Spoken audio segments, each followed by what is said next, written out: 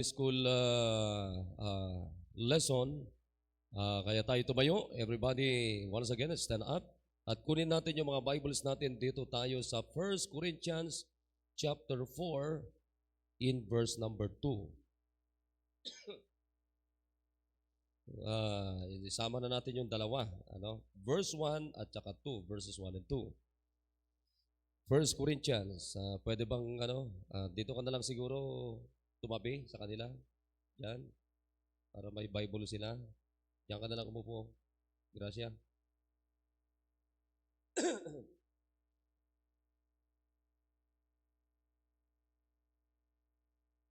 Okay, nakita nyo na ba? 1 Corinthians. 1 Corinthians. 1 Corinthians. Yan. Yan. Yung mga walang mga Bible, maganda tabihan ninyo kayong mga may mga Bible. Tabihan ninyo.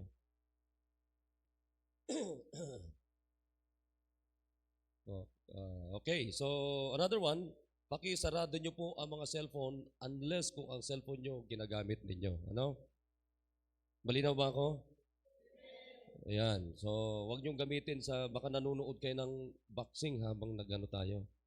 UFC. Ha? Walang ganun dito. Okay, nandiyan na ba kayo? Amen. Okay, verse number 1, sabay-sabay tayo hanggang verse number 2. Ready, read.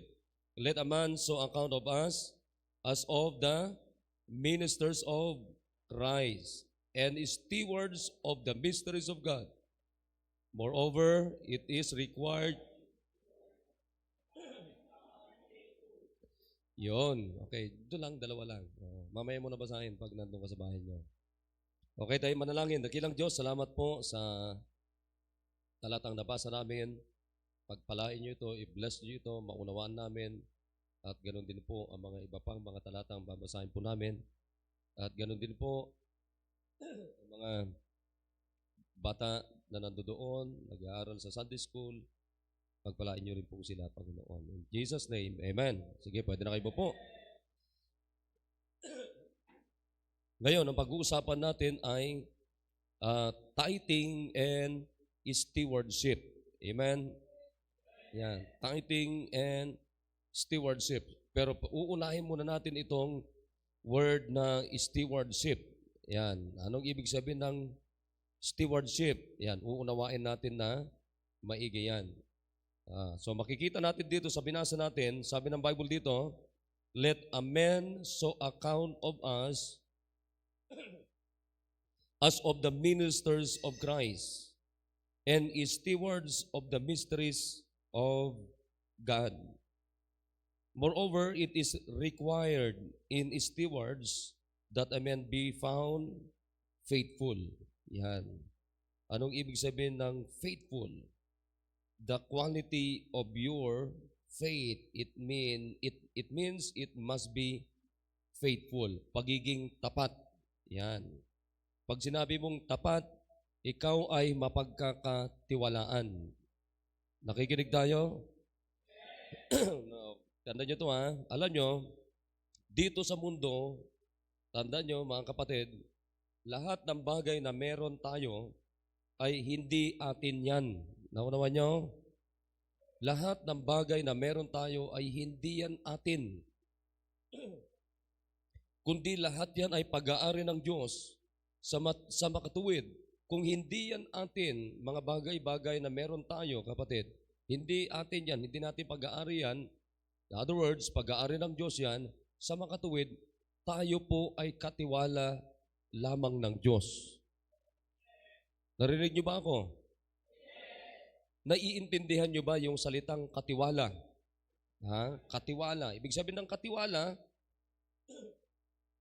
may mga bagay-bagay na dapat kang alagaan sapagkat ikaw ay itinilaga na katiwala. Baliwanag? At kung katiwala ka nga, ibig sabihin, hindi yan iyo. Malinaw? Hindi mo yan pag-aari. So, makikita natin dito, the Lord Jesus Christ taught His disciples the principles of stewardship.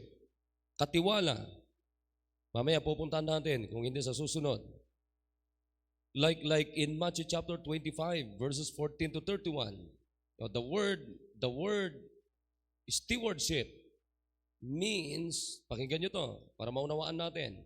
The word stewardship means the management of the affairs or estates of another. Ibig sabihin, ikaw yung nagmamanage ng pag-aari ng iba. Malinaw? Ikaw yung nag-aalaga. Ayan, para maunawaan nyo pa. Ikaw yung nag-aalaga, katulad doon sa Genesis chapter 39. Maalala nyo yung buhay ni Joseph. Naging katiwala siya, naging katulong siya ng isang Pharaoh. Pero alam nyo ba, sapagkat si Joseph, mapagkakatiwalaan, alam nyo ba, yung pinagtrabahuan niya na Pharaoh, mga kapatid, pinagpala ng Diyos. Alam nyo kung bakit pinagpala ng Diyos? Because of Joseph. Naintindihan natin? Kaya dapat ganun tayo dapat ay para mapagkakatiwalaan, para makita natin. Puntahan natin yon. Genesis chapter 39. Sige. Buklat Bible. Buklatin yung Bible nyo. Genesis 39. Ayan, Genesis 39. Mahirap ba hanapin yung Genesis? Nakita nyo naman yung Genesis. Nandiyan po yan sa likod. Nasa unahan yan. Amen? Ayan, chapter 39. Tingnan nyo dito. Andito sino yon? Si Joseph. Sabi dito, and Joseph was brought down to Egypt. Binenta siya doon. And Potiphar, an officer of Pharaoh, isang opisyal ng presidente ng Egypt. Captain of the guard. General ito. An Egyptian brought him of the hands of the Ismailites, which had brought him down thither. Tingnan nyo, verse number 2. Diyan na ba kayo? Ano nakalagay dyan? And the Lord was with Joseph, and he was a prosperous man, and he was in the house of his master, the Egyptian. And his master saw that the Lord was with him, and that the Lord made all that he did to prosper in his hand. And Joseph found grace in his sight, and he served him, and he made him overseer. It means steward, katiwala, manager, over his house. In all that he had, he put into his hand. And it came to pass from the time that he had made him overseer in his house, and over all that he had, that the Lord blessed the Egyptian's house for Joseph's sake, and the blessing of the Lord was upon all that he had in the house and in the field. Wow. Amen? Tingnan nyo bakit pinagpala yung tahanan ni Potiphar? Because of Joseph. Nakikinig? Naniniwala ba kayo mga kapatid na pwede rin pagpalain ng Diyos yung kanya-kanyang tahanan natin? Like the house of Potiphar, because of Joseph. Question number 1. Makinig kayo. Why is it our house has no blessing? Nakikinig ba kayo? Bakit kaya yung mga bahay natin minsan walang pagpapala? Wala na ang pagpapala, anong meron pa? Pagpapalo. Nakukuha niyo ba mga kapatid? So bakit nangyayari yun? Sapagat maari sa bahay na yan, makinig kayo na maigi, walang mapagkakatiwalaan ng Diyos. Malinaw ba mga kapatid? Siyempre paano ka nga na mapagpapalain, hindi ka naman mapagkatiwalaan? Naniniwala ba kayo sa ganung prinsipyo? Paano i-bless ang isang tao, kapatid, kung hindi naman mapagkakatiwalaan? Palagay ninyo. Pangalawang tanong, Pangalawang tanong, makinig na maigi. Unang tanong, unang tanong mga kapatid, bakit walang pagpapala minsan, hindi lang minsan, kundi madalas, ang loob ng ating tahanan? That's the first question. Itong sagot. Alam niyo kung bakit? Sapagkat walang mapagkakatiwalaan ng Diyos. Okay, nakikinig kayo? Pangalawang tanong, nakaranas na ba kayo sa pagkakataon ng buhay, sa buhay ninyo mga kapatid, na hindi rin kayo mismo mapagkakatiwalaan ng Diyos? Ulitin natin yung tanong kasi maraming naranasan nyo na ba? Nakaranas na ba kayo mula sa akin hanggang sa inyo yung pagkakataon sa buhay nyo na hindi rin kayo mapagkatiwalaan ng Diyos? Okay, ang tanong mga kapatid, what is the product? What is the result? What's the result? Come on, answer me. The result is, tama yun, no blessing. Di ba? Tumatik yung kapatid, kung hindi ka naman mapagkakatiwalaan, siyempre walang blessing. Ngayon, this is the third question, mga kapatid. Pwede ba? Pwede rin bang pagpalain yung bahay natin? Katulad na nangyari sa tahanan ni Potiphar. Pwede bang mangyari? Anong gagawin natin? Sa palagay ninyo? Ano naman ang dapat nating gawin kung gusto natin na pagpalain ng Diyos yung ating mga tahanan? Anong gagawin natin? Anong gagawin? Mapagkatiwalaan tayo. Di ba? Nakikinig ba kayo mga kapatid? Kung gusto mong pagpalain ng Diyos ang tahanan mo, dapat matuto ka na mapagkatiwalaan. Nakuha niyo yung tanong ko, mga kapatid? Tingnan mo to. Hindi naman dati pinagpala ng Diyos yung bahay ni Potiphar. Pero nung nakarating si Joseph sa tahanan ni Potiphar, anong sabi ng Biblia? Tingnan niyo yung kanyang master, si Potiphar. Ano ang unang-unang napansin niya kay Joseph? Can you read verse number 3? Basahin niyo. Basahin niyo. Everybody read. And his...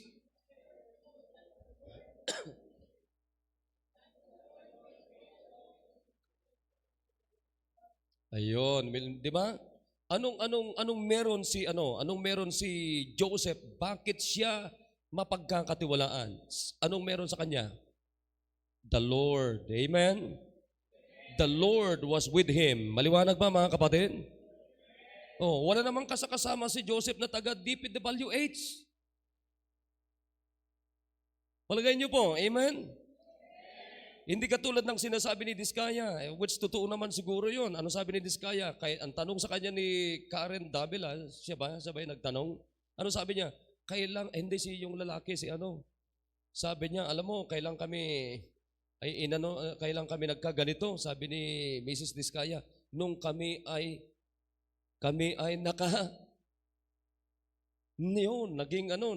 nakasama na sila sa DPWH. Di ba? Pero si Joseph, wala namang kasamang taga DPWH. Pero anong nangyari kay Joseph, mga kapatid? Wala namang kasamang congressman. Walang kasamang governor. Walang kasamang mayor na kurakot si Joseph. Pero sino yung kasama ni Joseph? The Lord was with him. Amen? The Lord was with him. Diyos ang kasama niya, napadpad sa tahanan ni Potiphar, maging yung tahanan ni Potiphar, anong ginawa ng Diyos? Come on. Anong ginawa? The Lord blessed the... Basahin nyo kasi yung verse. Basahin yung verse number 5. Sige, basahin nyo. And it came to pass, from the time that he had made him overseer in his house, and over all that he had, that the Lord blessed the Egyptian's house for Joseph's sake. And the blessing of the Lord was upon all that he had, in the house, and in the field. Gwapo to. Amen? Oh, kita nyo yan. Anong nangyari, kapatid? Ito si Joseph, dinala ng Diyos doon sa tahanan ni Potiphar. Naging overseer siya, naging steward siya doon. Nakikinig kayo, mga kapatid? Anong nangyari? Anong nangyari na hindi naman nangyari pa? Anong nangyari, kapatid? God blessed the house of the Egyptian or the Egyptian house. Amen?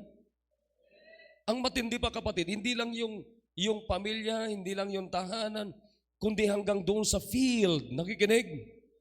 Anong ibig sabihin yung, kapatid? Hanggang doon sa mga business ni Potiphar. Hanggang doon sa mga pinagkakakitaan ni Potiphar. Nagkakaintindihan ba tayo? Ngayon, ang tanong ulit natin, mga kapatid, kung nangyari sa tahanan ni Potiphar na pinagpala ng Diyos, mga kapatid, because of Joseph, nakikinig? Dahilan sa pagiging matapat na katiwala si Joseph ng Diyos sa tahanan ni Potiphar. Tanong, pinagpala ba ng Diyos yung tahanan ni Potiphar o kinurse ng Diyos? Is it blessing or curse? Blessing. Alright? Now, another question, mga kapatid. Gusto nyo bang mangyari sa bahay ninyo? Gusto nyo bang mangyari sa bahay, kanya-kanyang bahay natin? Anong gagawin natin ngayon? Maging matapat na katiwala. Okay, nakikinig tayo? Nakikinig ba tayo? Kaya balik na tayo dun sa 1 Corinthians chapter 4. Ano nakalagay dito? Moreover, it is required in stewards that a man be found faithful. Amen? So, ang sabi dito, nire-require na ang bawat katiwala ay masumpungan tayo na tapat, faithful. Amen? Ayan. So, anong gagawin natin para mangyari din sa atin yung nangyari sa tahanan ni Potiphar? Maging matapat na katiwala. Pwede niyo bang sabihin yun? Maging matapat na katiwala. Amen? Maging matapat na katiwala tayo ng Diyos. Amen? Alright. So, let's go to another points, mga kapatid. Number 1, first points tayo ngayon, pinaliwanag ko sa inyo yung ibig sabihin ng stewardship. Okay, pangalawa, the principles of stewardship. The principles of stewardship. Ano ba ang prinsipyo ng pagiging katiwala? Nakikinig tayo? Ayan. So maganda makuha natin yung prinsipyo sa pagiging katiwala kasi tandaan nyo, ang sabi ko sa inyo, namulat tayo sa mundong ito, sabi nga ng Bible, napunta tayo sa mundong ito, wala naman tayong dala. Tama? Aalis din tayo, wala din tayong dala. Narinig nyo ba yung sinabi ko? Para mapatunayan natin yung pinag-uusapan natin na namulat tayo, walang dala, aalis din tayo, wala rin tayong madadala. Let's go to 1 Timothy chapter 6 verse number 7. 1 Timothy 6:7. Sige, punta natin. 1 Timothy chapter 6 verse number 7. Okay, nandiyan na ba kayo? Basahin natin. For we brought nothing into this world, and it is certain we can carry nothing out. Maliwanag to. For we brought nothing into this world. Namulat tayo sa mundong ito, walang dala. At ang sabi dito, and it is certain, tiyak, aalis din tayo, wala ka rin madadala. Anong ibig sabihin niya? Nagpapahayag lamang yan, nakatiwala lang tayo. Sige nga, mamatay ka, mamatay tayo. Ilagay mo sa kabaong yung bahay mo, kaya mo ba? Wala rin. Katawan mo nga, hindi mo kayang dalhin di ba? So, dapat mga kapatid, we must understand the principles of stewardship. Amen? Now, una dito, para maunawaan natin yung prinsipyo ng pagiging katiwala. Tandaan nyo yan, tayo ay katiwala ng Diyos. Namulat tayo walang dala, aalis din tayo walang dala. Bakit mo dadalhin yung hindi iyo? Madadala mo ba yung hindi sa iyo? Nakukuha nyo ba yung sinasabi ko? Amen? Nakukuha nyo ba, naunawan nyo ba kung mga kapatid? Madadala mo ba yung hindi iyo? Hindi. So napakalinaw ito, di ba? Na pag namulat tayo, wala kang dala, aalis ka rin, wala kang dala, nagpapahayag lamang ito, nagpapatunay lamang ito, ebidensya ito, na ikaw at ako, wala tayong pag-aari sa mundong ito. Is that correct, mga kapatid? Yan. Okay. Number 1, patutunayan natin ngayon. Patutunayan natin na wala tayong talagang dala. Nakikinig tayo, wala tayong pag-aari. Number 1, everything belongs to God. Parang hindi nyo matanggap. Number 1, mga kapatid, everything belongs to God. Sinabi na nga ng Bible, ano sabi niya? And for we brought nothing into this world, and it is certain we can carry nothing out. Because everything belongs to God. Amen?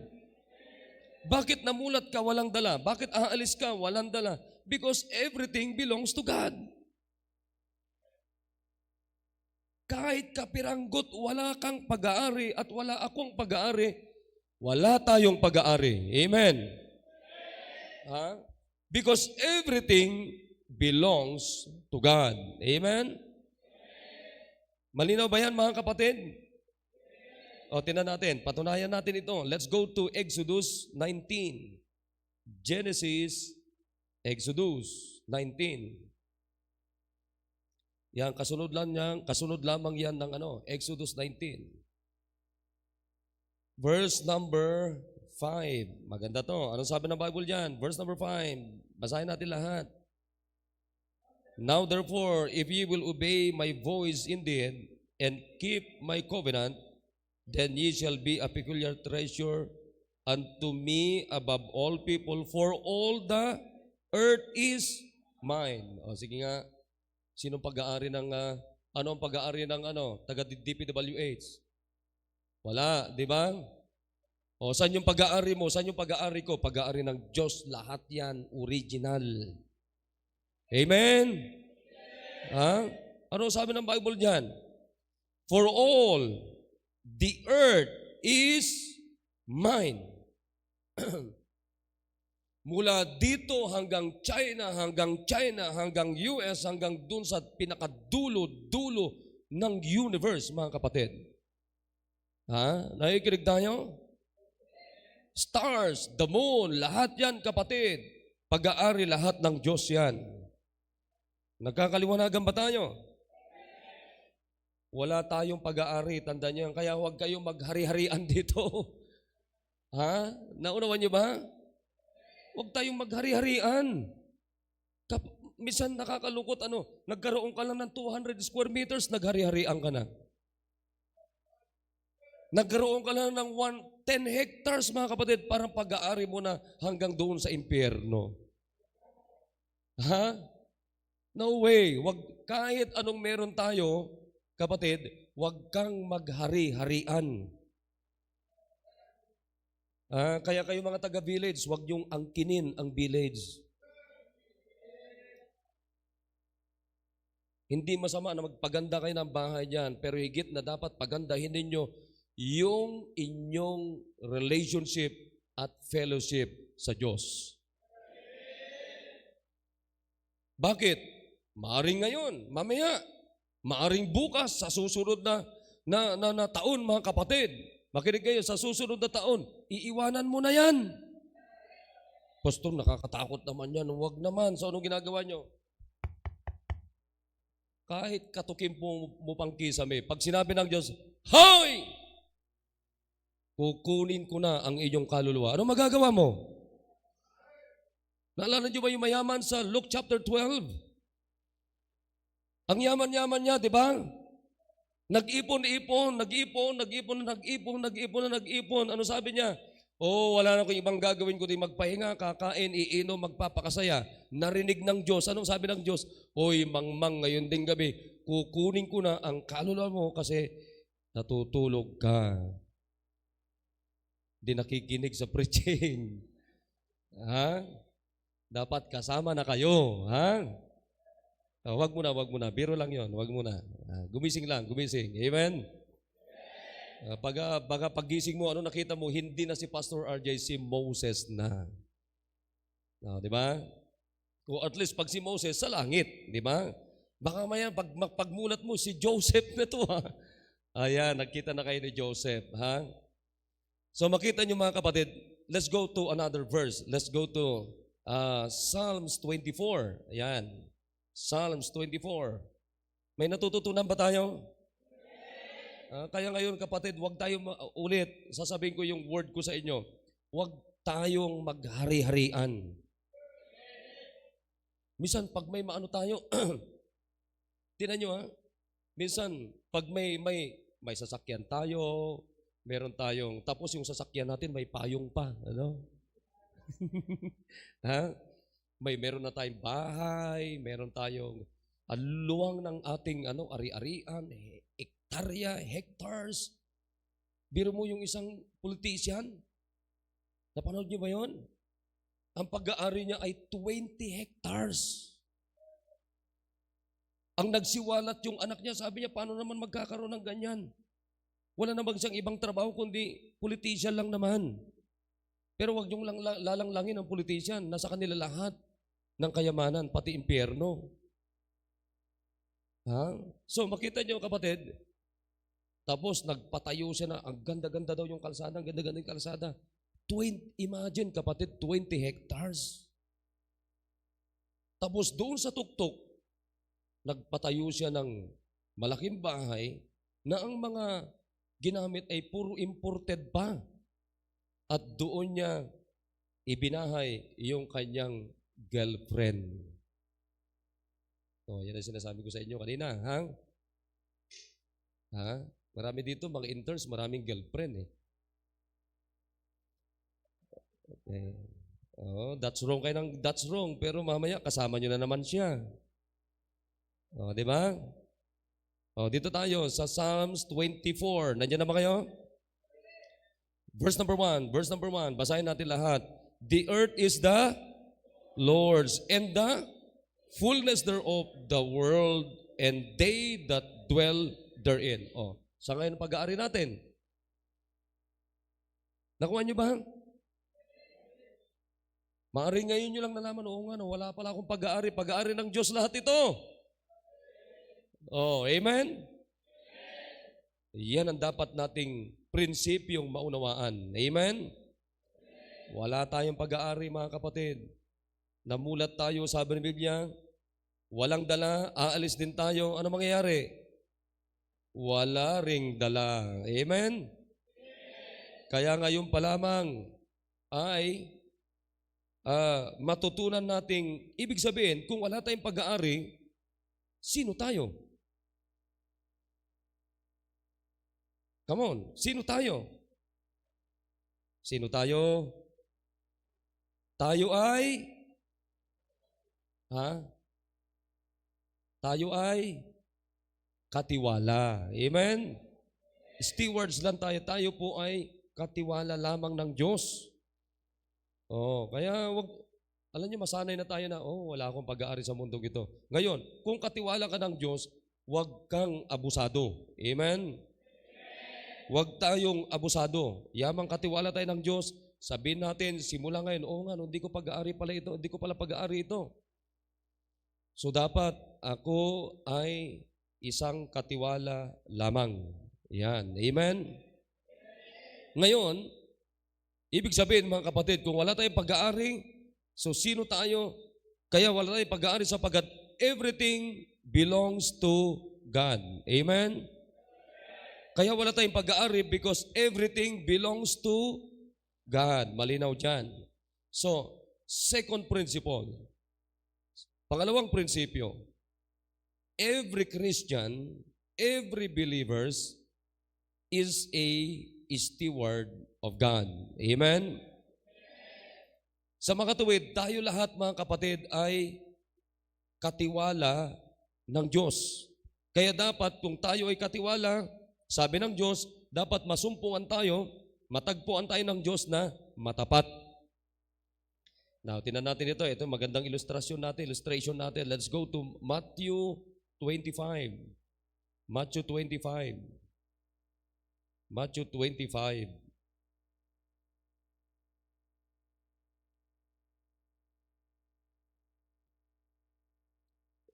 Okay, nandiyan na ba kayo? Matthew 25. Alam niyo, maganda to. Beginning from verse number 14, meron pong ginamit ang Diyos dito na parabola. Ayan. Sabi niya, for the kingdom of heaven is a man traveling into a far country, who called his own servants. So, tandaan niyo to ha. Simula nung tinanggap natin si Kristo, hindi lang tayo anak ng Diyos, servants din tayo ng Diyos. Amen? Mga servant tayo ng Diyos. So kasama tayo dito. Sabi ng Biblia, ang Diyos ay nagbigay and delivered unto them His goods. Yan. His goods. Sandali, bago natin ituloy ito. Huwag niyong kakalimutan, kung ang Diyos pag-aari niya lahat, wala tayong pag-aari sa makatuwid, lahat ng meron tayo, sa Diyos lahat ito. Nakuha niyo? Katawan mo, kaluluwa mo, buhay mo, oras mo, lakas mo, trabaho mo, pamilya mo, lahat, wala tayong pag-aari sa mundong ito. So dapat maunawaan natin na tayo lamang po ay katiwala ng Diyos. Amen? So ito na ngayon. Ito ngayon yung parable ng Diyos. Anong ibig sabihin ng parabola? Ang parabola ay illustration ng Diyos ito mga kapatid para maunawaan natin kung ano-ano ang mga makalangit na bagay. Amen? Yan, alright. Ito na, para maunawaan natin. Sabi ng Biblia dito, tinawag niya yung mga servants niya, and unto one, he gave 5 talents. Okay? 5 talents. To another, 2. And to another, 1. Okay. Ano yung talents na tinatawag dito? Yung talents na tinatawag dito ay yung mga bagay-bagay kung anong meron ka. Okay, nakikinig kayo mga kapatid? Yung isa, ilan yung ibinigay doon sa isa? 5. Doon sa isa, ilan ang ibinigay? 2. Doon sa pangatlo, ilan ang ibinigay? 1. Alright. Naunawaan nyo ba na tayo, hindi pare-parehas ang ibinibigay ng Diyos na pagpapala natin? Kaya matutunan din natin na huwag tayong mainggit. Masama ang naiinggit, pero hindi masama ang nai-encourage. O halimbawa, ganito. O, pinagpala ng Panginoon si Sister Myra. So, huwag kang mainggit sa kanya. Ang pinamangad na, ma-encourage ka sa kanya. O anong meron ka, Sister Myra? Bakit? Meron kang dinidisciple, meron kang bisita, meron kang masaya ka na naglilingkod sa Panginoon. Ano bang meron sa iyo, Sister Myra? Yun ang magandang tanungin sa kanya. Di ba? Baka mamaya, nainggit kayo, uy, buti pa Sister Myra, masaya. Mamaya, hold upin nyo siya. Kidnapin nyo siya. Ha? Anong ibibigay sa inyo? Soul winning kit ang ibibigay sa inyo. Diba? Ayan, so, eto na ngayon. Iba-iba.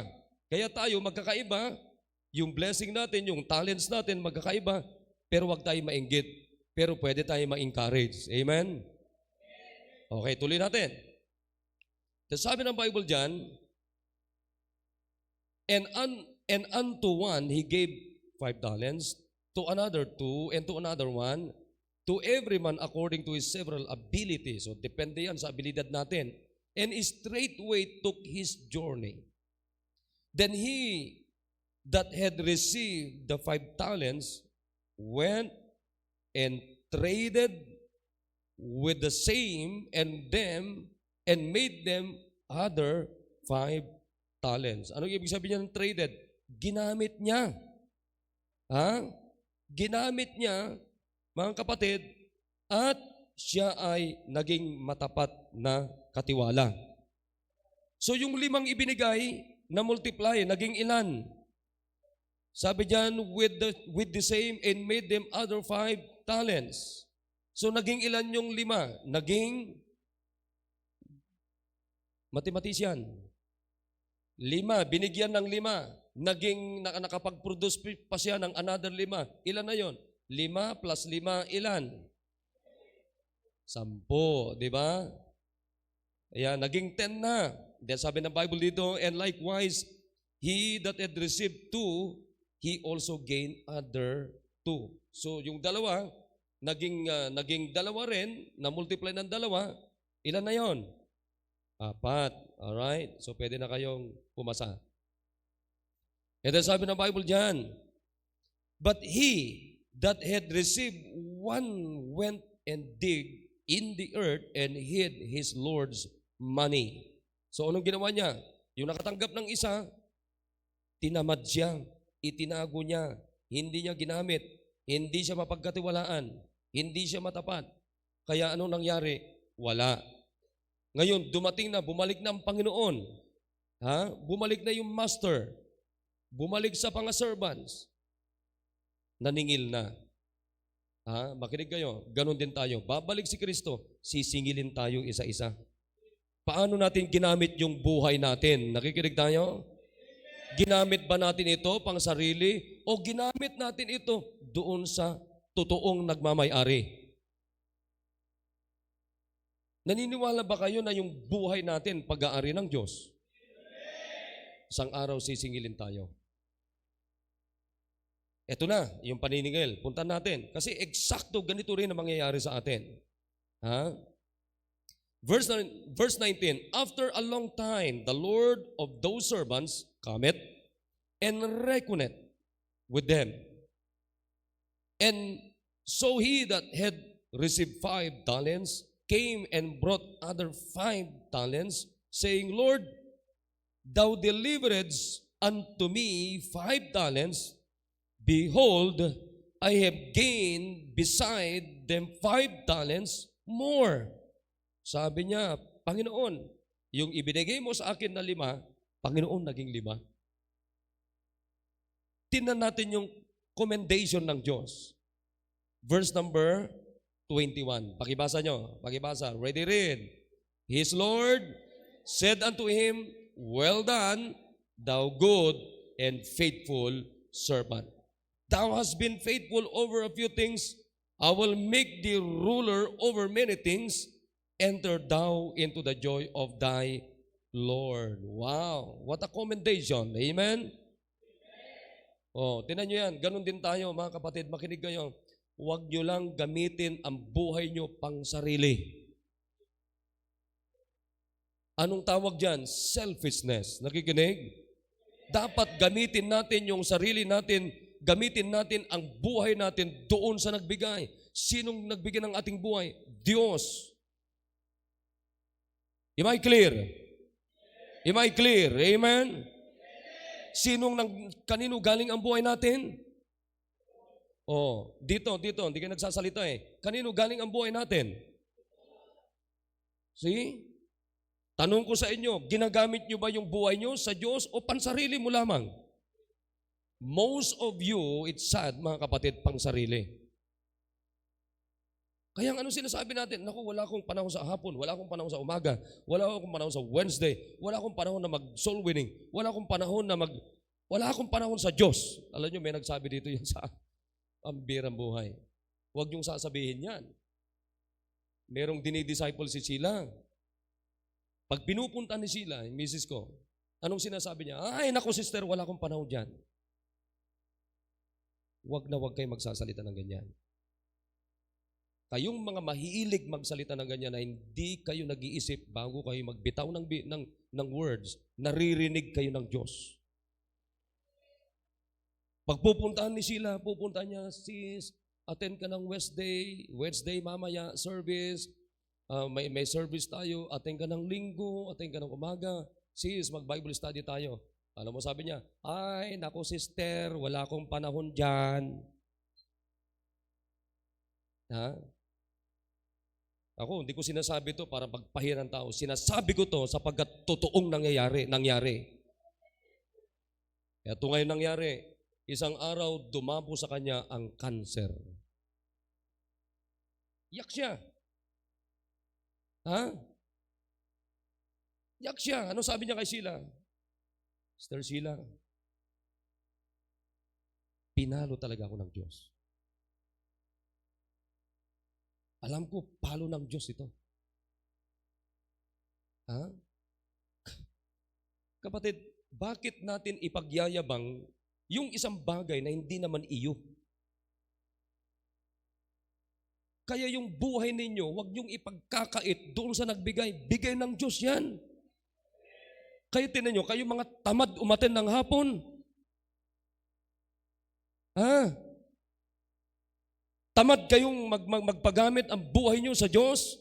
Isang araw kukunin ka ng Diyos and you will be accountable to Him. Kasi wala tayong iniisip kundi ano eh. Alam niyo kung ano mang iniisip natin? Pera, pera, pera, pera. Trabaho, trabaho, trabaho. Bahay na malaki, bahay na malaki, bahay na malaki. Kotse, kotse, kotse. My goodness. Sobrang katakawan natin. Makinig kayo, okay matulog. Hey, hey, hey, hey, hey. It's time to listen, brethren. Sobrang takaw natin sa material na bagay. Madadala mo ba yan pag namatay ka? Mamaya.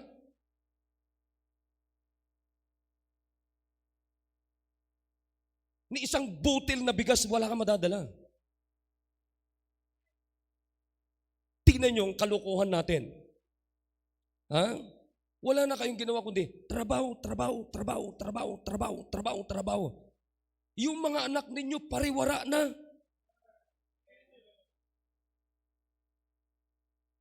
Sobra-sobra. Halos lahat ng lakas ninyo, oras ninyo kapatid. Overtime dito, overtime dyan. Papasok ka, gabi na, lalabas ka, gabi na. Pero yung anak mo nandun, ha? Talamak ang bisyo niya. Nakikinig kayo? Yung anak mo nandun naninigarilyo, yung anak mo nandun nagiinom. Katakawan natin sa pera, sobra. Pasensya na kayo, pero iyan ang nangyayaring katotohanan sa mga tahanan natin. My goodness na tao. Tinan nyo ngayon. O, tinan nyo nga, sinong pamilya dito ngayon ang kumpleto ang pamilya nyo? Ha? Aanihin mo yung pera mo, yung napakalaking bahay na itinayo mo, pero yung pamilya mo, wala naman sa Panginoon.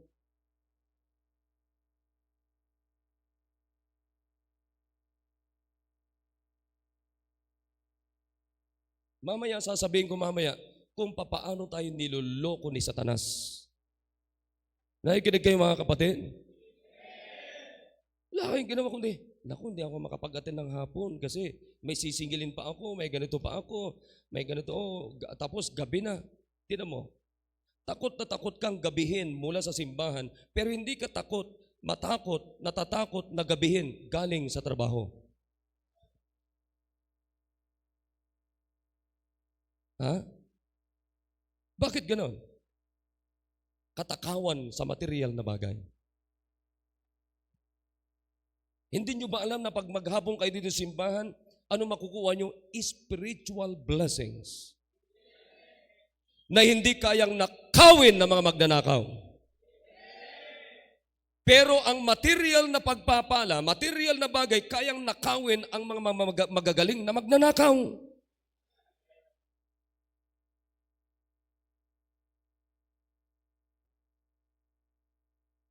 Ito ngayon, pakinggan nyo to. Makinig kayo mga matatakaw sa material na bagay. Tuloy natin yon. Yung isa na binigyan ng 5, naging 5, anong sabi ng Diyos? Well done, thou good and faithful servant. Tama? Pagkakatiwalaan ka, well done. That's the commendation. Let's go to verse number 22. He also that had received 2 talents came and said, Lord, thou deliveredst unto me 2 talents. Behold, I have gained 2 other talents beside them. So naging ilan na yon? Naging 4. Tingnan natin yung commendation ng Diyos. His Lord said unto him, well done, good and faithful servant. Thou hast been faithful over a few things. I will make thee ruler over many things. Enter thou into the joy of thy Lord. Amen?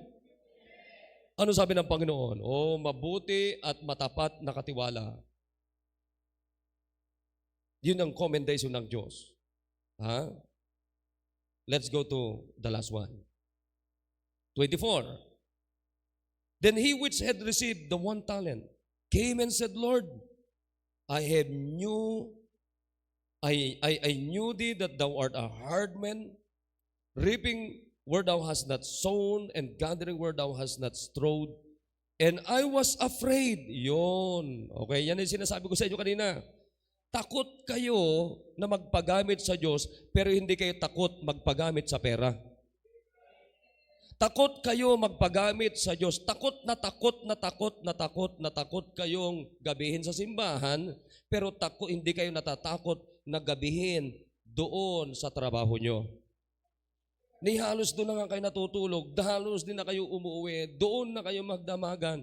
Hindi na kayo nagkakausap na mag-asawa dahil sa trabaho mo, subsob sa trabaho. Hindi na kayo nagkakausap mga anak ninyo dahil sa subsob ka sa trabaho. At higit sa lahat, ang napaka-worst na nangyayari, hindi mo na nakakausap ang Diyos dahil sa subsob ka sa trabaho. Am I clear?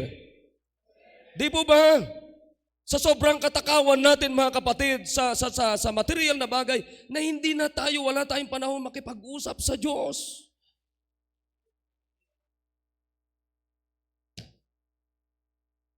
Grabe. Ha? Anong nasabi ng Diyos doon sa takot magpagamit sa ministry? Anong sabi niya? Panginoon, natatakot ako. And I was afraid and went and hid, yun, thy talent in the earth. Alam mo ginawa niya? Yung blessing niya, inilibing niya, hindi niya ginamit. Ganyan ho ang nangyayari sa ating karamihan. Tingnan niyo, kapatid. Kailan kayo pupunta dito? Paglinggo na lamang. Pero meron ba kayong ministry? Ha? Nagbibigay ba kayo ng tithes ninyo and offering? By the way, wag po kayong makikinig sa mga false prophets sa YouTube, sa Facebook, na hindi po naniniwala sa tithings. Meron ako nakikita sa inyo, nakikinig kayo sa mga propeta ni Satanas. Don't believe them. Amen? Let's believe the Bible. Abay, narinig ko yung ano niya. Sabi raw sa New Testament, ang Diyos daw ay kinurse na niya, tinanggal na niya yung curse of the law. Hindi niya naintindihan. What is the curse of the law? Sin. Ha? Yun yung tinanggal ng Diyos. Hindi po yung tithes. Now, pakinggan niyo sabi nila, ang tithes nung panahon lang ni Moses. Bakit may tithes nung panahon pa ni Abraham? Wala pa namang batas. Pangalawa, kapatid, in the New Testament, is there any verse in the Bible, mga kapatid, na kinondemn ni Kristo ang pagbibigyan ng tithes? No one. Kaya huwag kayo makikinig sa mga propeta ni Satanas sa YouTube. May nakikita ako sa inyo, nakikinig kayo doon. Ha? Alam niyo, pinakamaganda, ang balik-balikan niyo na preaching, yung preaching natin sa simbahan. Nakikinig kayo? Bakit? Dito kayo miyembro, dito kayo dinagdag ng Diyos. So, therefore, dito dapat kayo lumago. I hope nagkakaunawaan tayo. Amen? Let's go quick sa ating Ito, patapos na tayo. Ano sabi ng Bible dito? Ano sabi niya doon? Sa tamad. Hindi mapagkakatiwalaan. Ano sabi niya? His Lord answered and said unto him, Thou wicked and slothful servant, thou knewest that I reap where I sow not, and gather where I have not sowed. Thou oughtest therefore to have put my money to exchangers, and then at my coming I should have received mine own with usury. Ito, take therefore the talent from him. Kinuha doon sa tamad. Hindi mapagkakatiwalaan. Takot sa ministry, takot maglingkod sa Panginoon. Nakikinig kayo? Maraming ganyan sa atin. And I give it unto him which had 10 talents. Alam mo saan kinuha? Anong ginawa doon? Yung isang talent, ibinigay doon sa binigyan niya ng 5 na naging 10. Ito ngayon na masakla. Ano nga yung kinalalagyan niya? Verse number 30. Ano sabi ng Bible diyan? And cast ye the, sino yon? Unprofitable servant into outer darkness. Alam niyo ba yung outer darkness? Darkness, impyerno to eh. There shall be weeping and gnashing of teeth. Na makinig kayo. Sigurado niyo ba anak kayo ng Diyos? Sigurado niyo ba anak kayo ng Diyos? Nakikinig? Kung anak ka ng Diyos, mga kapatid, hindi ka dapat takot maglingkod sa Diyos, kundi dapat masaya ka na naglilingkod sa Diyos.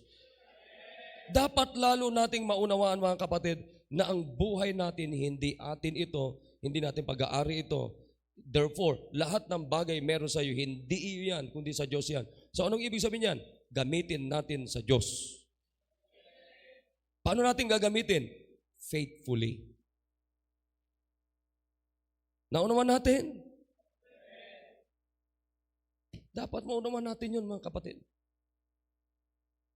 Isang araw, haharap tayo sa hukuman ng Diyos. Individual yan. At tayo magsusulit, mga kapatid, kung paano natin ginamit ang buhay na ito para sa Kanya, hindi para sa pansarili natin. Nagkakaunawaan ba tayo? Malinaw ba ngayong umaga, mga kapatid? Kaya lahat. Kaya nga, tinuturuan tayo dito na mag-tithes. Nakikinig kayo? Tinuturuan tayo dito na mag-offering. Tinuturuan tayo na magbigay. Tinuturuan tayo dito na mamuhay sa iba. Christianity is always living for others. Kaya dito makita nyo, nagdi-disciple tayo, nagdadala tayo ng bisita, nag-aakay tayo. Bakit? Ang buhay ko na ito, hindi para sa akin to. Binigay ng Diyos para gamitin para sa iba. Nakuha nyo? Ganon din ang bawat isa. So I hope nagkakaunawaan tayo. Amen? Now, maganda makita natin ngayon, katiwala tayo ng Diyos, dapat tayo ay maging, maging matapat. Amen? Kung katiwala tayo ng Diyos, maging, linawin nyo kaya? Kasi narinig ko mataba eh. Maging matapat. Amen? Ayan. Kung maging mataba lang, kawawa naman tayo, payat tayo eh. Ayan. Alright. So I hope natutunan tayo. Amen? Okay, tumayo tayo lahat. Tayo po ay umawit. Nandiyan na ba si Misha? Okay, awitin natin. Mag-pray muna tayo. Dakilang Diyos, salamat po sa amin po natutunan sa Sunday School. Bless niyo po ito sa mga anak ninyo. Nawa, Panginoon, masumpungan niyo kami na kami matapat na katiwala niyo. In Jesus' name, amen.